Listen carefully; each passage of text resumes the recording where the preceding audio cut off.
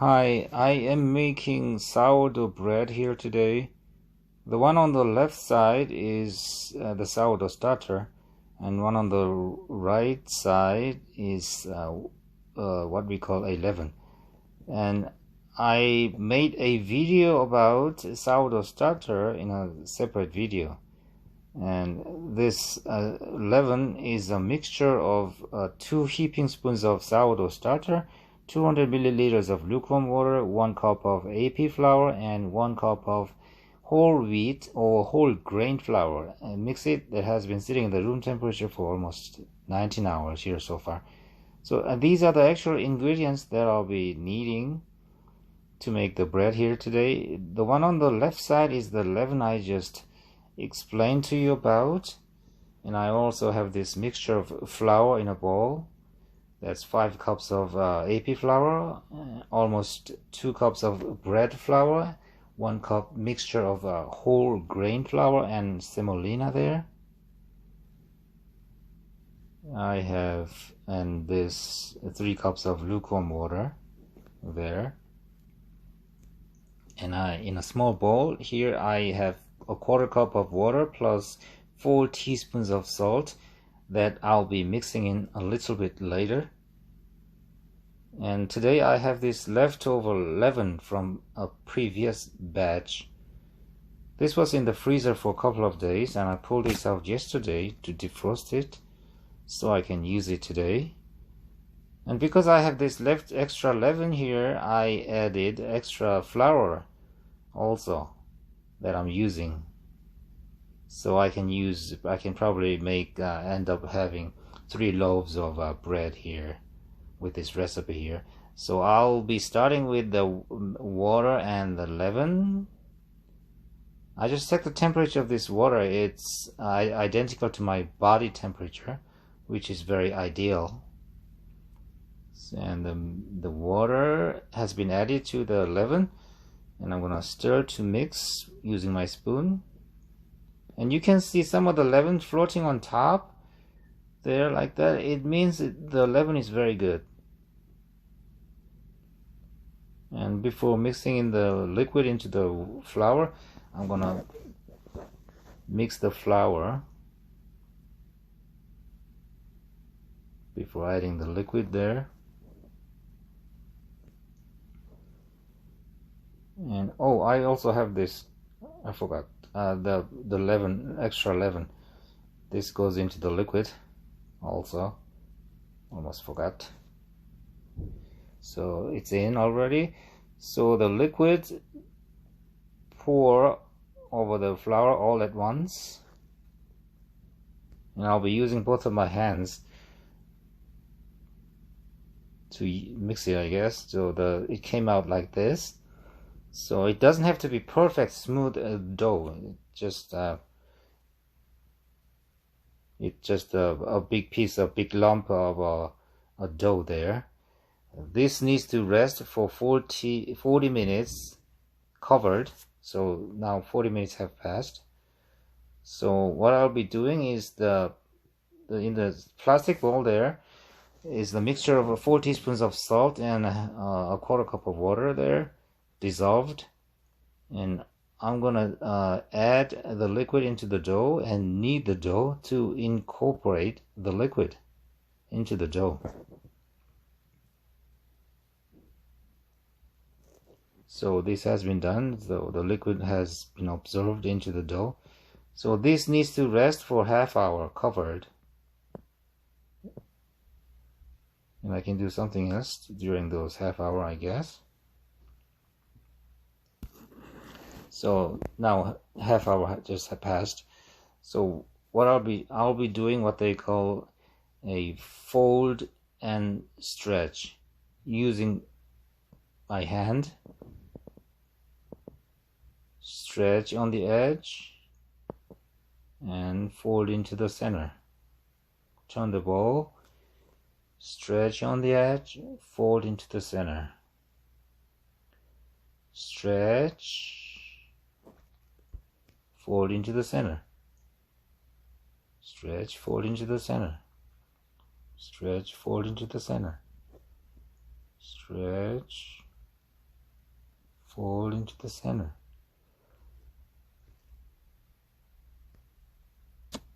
Stretch and fold. Stretch and fold. So I need to do this stretch and fold once every half hour for the next 4 hours.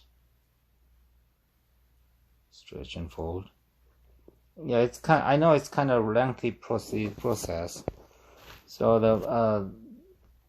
there are 2 reasons I think I'm doing this. One reason is to develop the gluten in the dough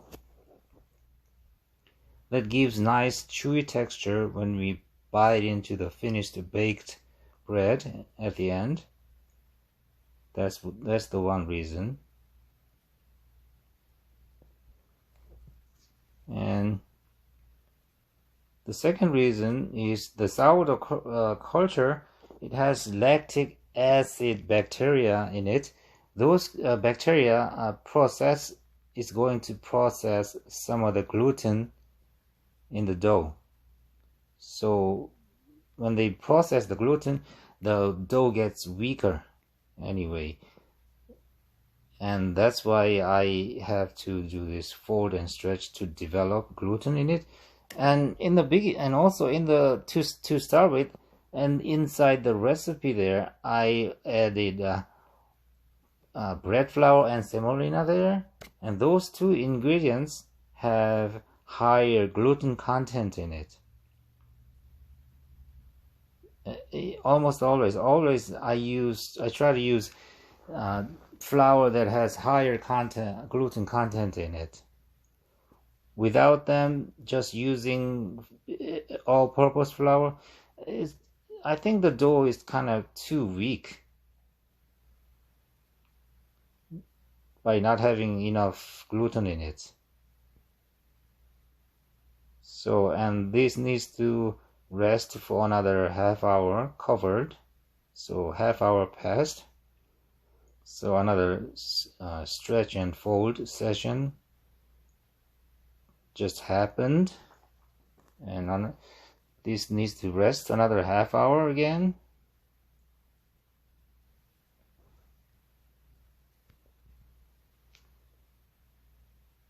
Ta-da. So what you see in the screen is after 5 repetitions of stretch and fold.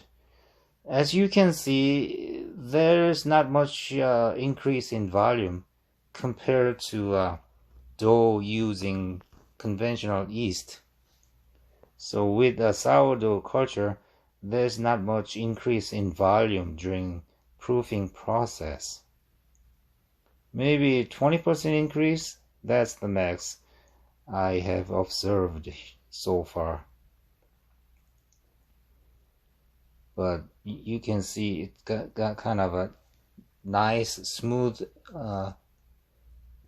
texture you can find by looking at it.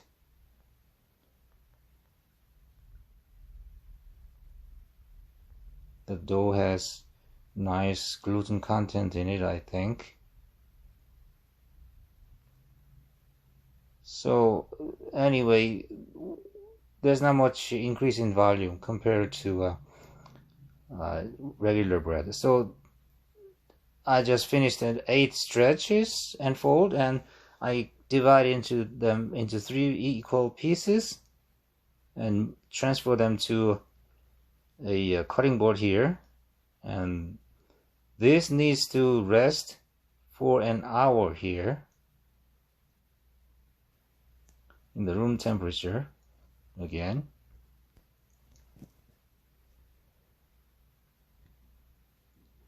So still there's not much increase in volume. Maybe rather the pieces of bread here is going to kind of getting flat. That's opposite of conventional yeast bread. So when I first saw this happen, I was kind of nervous. Maybe I messed it up, but eventually it did work for me.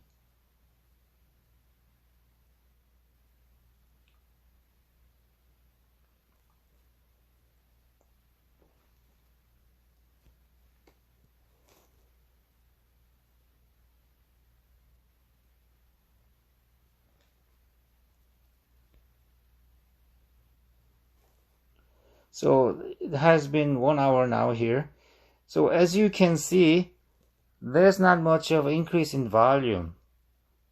It got rather flatter than before. So I don't know how to explain this, but it's kind of flat, like, I don't know, granny spoofs. Well, sorry to all the politically correct grannies out there, but anyway, this is time to rest these guys in the freezer overnight. I mean, fridge overnight. That should give nice flavor into it, I guess. Anyway, thanks for watching.